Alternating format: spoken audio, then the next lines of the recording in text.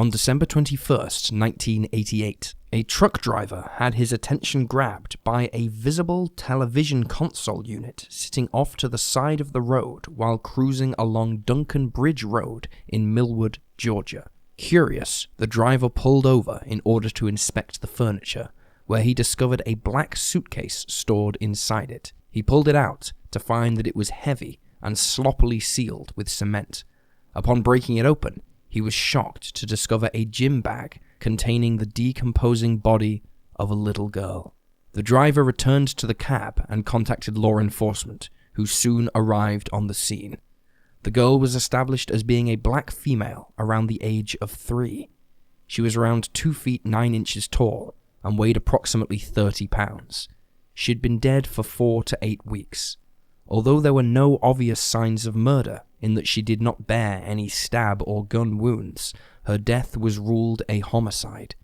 Since she had no identity, investigators dubbed her Christmas Doe, as her body was recovered just 4 days before the holiday. In the following days, the police began to canvass the nearby neighborhoods, hoping to find Christmas Doe's name. Unfortunately, though, their efforts were fruitless. Missing persons databases were scoured and families interviewed, but still, Jane Doe remained nameless. Several public appeals were made for information in her case, but no useful leads came from these. For over 30 years, the little girl's case lay dormant. In 2019, some movement was made when investigators turned to Othram Inc., the genealogy testing company, to help with the investigation. They then learned that Jane Doe likely hailed from Albany, Georgia. Several years later, in 2022, a local news channel in the area aired a news segment about Christmas Doe, which prompted an unnamed viewer to contact the Georgia Bureau of Investigation.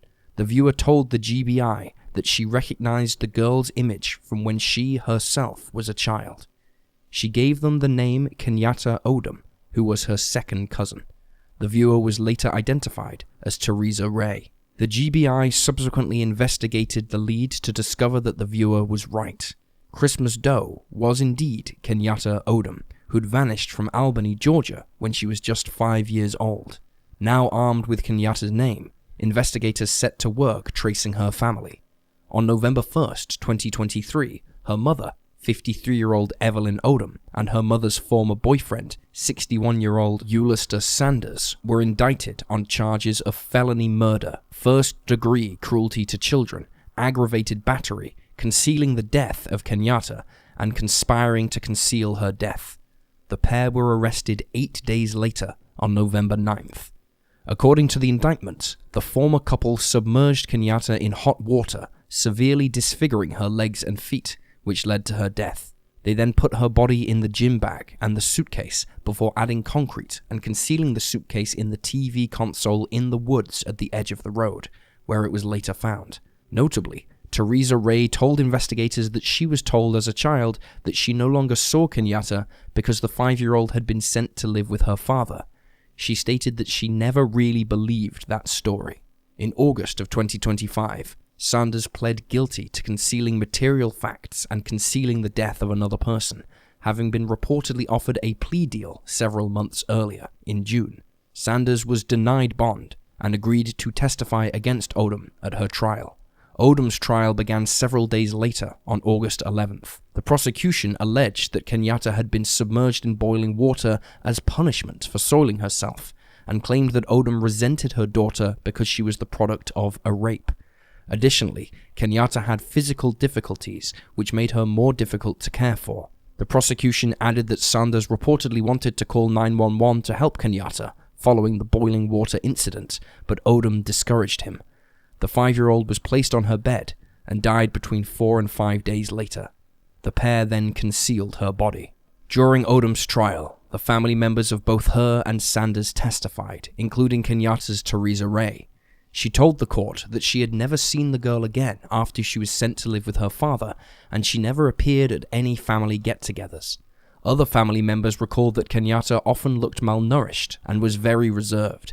They added that after she disappeared, Odom and Sanders would tell all sorts of stories about where she was and what she was getting up to. Sanders' niece recalled, "She didn't speak too much. She appeared to be fragile. Her face was sunken in. She was just very quiet. Sanders' sister, meanwhile, stated, "Every time she came over, there was always something wrong with her. She always had a bruise on her, like someone hit her in the head or something. She was always hungry, and I couldn't understand that." She added that the little girl walked with a limp. Sanders' testimony was perhaps the most damning, as he was a witness to much of the abuse Odom doled out. On August 27, 2025, Odom was found guilty of felony murder, first-degree cruelty to children, conspiracy to commit a crime, and concealing the death of another. She faces the possibility of life in prison, but at this time she has not been sentenced, and the case is ongoing. 15-year-old Lori Nesson was last seen on September 27, 1974, when she left a party on Harding Road. She never came home that night, and her parents never saw her again. Just 13 hours later, on September 28th, her nude body was discovered in a roadside ditch on Rose Hill in Reynoldsburg, Ohio, around 5 miles from where she'd vanished. Her clothes were scattered around the area, and the coroner concluded that her cause of death was asphyxia of undetermined origin. Tragically, this determination meant that the case was not initially labeled a homicide, although her family firmly believed that Lori had been murdered. Her sister, Toni Hastings, told 10 WBNS in 2020, "A 92-pound 15-year-old girl does not lie down on the side of the road naked and die on her own." Toni recalled that after her sister's demise, everything changed in her life. Everyone was shaken up and scarred by what had happened to Lori, and things only grew worse when another teen girl vanished in nearby Whitehall, Ohio, in 1975. 17-year-old Karen Adams was last seen leaving the home she shared with her family. She told her parents she was going to visit a friend, when, in reality, she was going to meet up with her boyfriend at a local supermarket. But Karen never made it to the meeting. Her body was found the next day in a ditch. She had been sexually assaulted and strangled to death. Karen's boyfriend was considered a suspect initially, but he was questioned and released without charge. Her father offered a reward for information leading to a conviction in her case, but the money went unclaimed. Both Karen's and Lori's cases went unsolved for decades. Karen was eventually revisited in 2011, likely because it was a confirmed homicide. Her underwear had been carefully stored away for future testing, and investigators felt forensic technology was far enough along that it would be worth submitting. They were right. Semen from 2 separate males was recovered from the clothing. A match was found for one of the profiles. The match was made to 71-year-old Robert Mayer, a resident of Cincinnati. He had a lengthy criminal history dating back to 1963, when he'd murdered a man with a hammer during a robbery. He spent just a decade in jail for the crime, during which time he met Charles Weber, a fellow inmate who was just as disturbed as he was. Mayer and Weber hit it off immediately, and following their release from prison, they moved in together. They stayed on the same street as Karen in the early 1970s. In 1976, the pair kidnapped and raped at least 2 women in Ohio and were sentenced to further stints in jail. Weber eventually died behind bars in his 50s, but Mayer was released after 23 years. When he was approached by investigations in relation to Karen's case, he had been living for a decade as a free man. He initially denied knowing of Karen and denied involvement in her murder, but ultimately pleaded guilty. When asked about a motive, Mayer didn't give one, simply stating that it was just what he did. Mayer was sentenced to 15 years to life. He passed away just 3 years into his sentence. Although Karen's case was officially solved, it would take some time before Lori's family finally got answers when her case was reopened in 2019. A patrol officer, not a detective, was the first one to start re-examining the case after learning about it. The officer had a 15-year-old daughter himself and felt compelled to find some semblance of justice for Lori and her family. Looking through her autopsy photos, he noticed that Lori had suffered a cut on her lip and other small injuries that would indicate foul play. He asked the coroner to review her case, which led to it being relabeled as a homicide. The officer, Craig Bradford, subsequently reached out to Toni. She remembered, "The first thing he said was, 'I'm not trying to open an old wound, but I need to talk to you about your sister.' and I proceeded to say to him, "You can't open something that's never been closed." The most interesting piece of information, however, came from a news channel viewer later that year. News channel WBNS 10 TV aired a segment on the case, which caught the attention of an unnamed viewer who tipped the police off that Laurie's case bore a striking resemblance to that of Karen Adams. Investigators looked into Karen's case to see the similarities for themselves. They then had Laurie's clothing sent for DNA testing. Since police didn't have a sample of Weber's DNA, they asked his son for a cheek swab, which he agreed to. The results showed that both Mayer and Weber were responsible for Laurie's murder. Although both men are dead, Laurie's family finally have answers. Reynoldsburg police have asked other police agencies in Ohio to review their cold cases from 1974 to 1977, as they believe Mayer and Weber are responsible for far more crimes than they were ever convicted of during their lifetimes. On November 12, 1966, 23-year-old railroad worker Paul Snyder kissed his wife, Karen, goodbye, as well as the couple's newborn baby girl. He had no idea it would be the last time he would ever see his 18-year-old wife alive. Later in the day, Paul called Karen while he was still at work. Though she didn't answer the phone, he was not immediately alarmed. She was likely taking a nap or caring for their infant daughter at the time. But a feeling of anxiousness began to settle in his chest when his parents, who lived nearby, dropped by to check on her, only to find that no one was home. They notified Paul, and he decided to leave his shift early to go home and check on Karen and the baby. Paul arrived at the couple's home at around 11 p.m. Their baby girl was thankfully safe in her crib, but when he climbed the stairs to the couple's bedroom, he was met with a horrifying sight. Karen was dead in a pool of blood. She had been viciously stabbed over 120 times. Police arrived on the scene a short time later, cordoning off the house and getting to work. A trail of blood evidence indicated that Karen had been attacked in the living room and chased up the stairs to the bedroom. Injuries to her hands and arms showed that she'd tried to fight off her assailant, and her time of death was estimated to be sometime between 4 and 6 p.m. that day. Investigators concluded that she had been stabbed to death using a stiletto knife, although the murder weapon was never recovered. There were numerous other pieces of evidence inside the building, including a broken window in the basement, a trail of blood leading to the front door, which was unlocked when Paul returned home from work, and $50 was missing from Karen's purse. Oddly, a living room table lamp had also vanished.